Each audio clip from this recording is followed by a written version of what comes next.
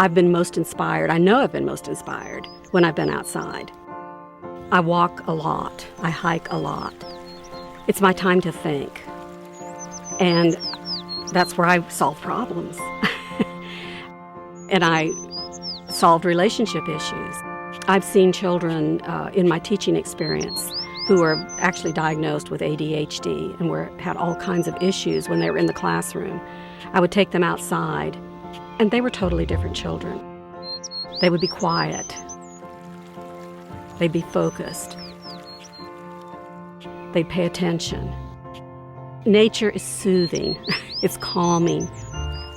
There's something about being in silence. And where else can you find that but in nature?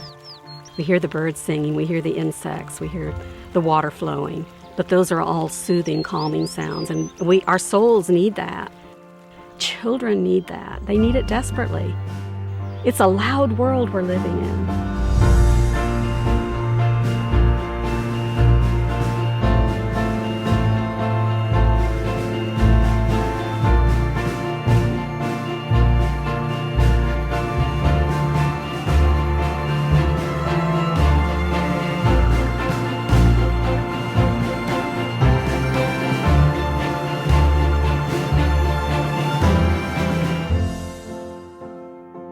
We're losing this unstructured freedom that you find in nature because we're so focused on achievement and making all A's and learning how to read and write and do arithmetic before we're even in first grade. The difference is in forced kindergarten, it's unstructured play.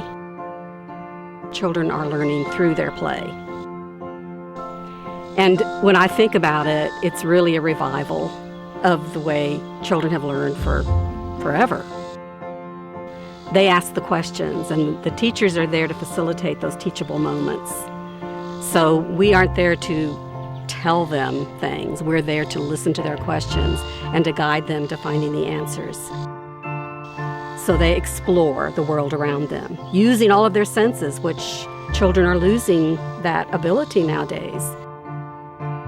So that's what drew me to forest kindergarten, that whole concept of immersion in nature. They're discovering things constantly.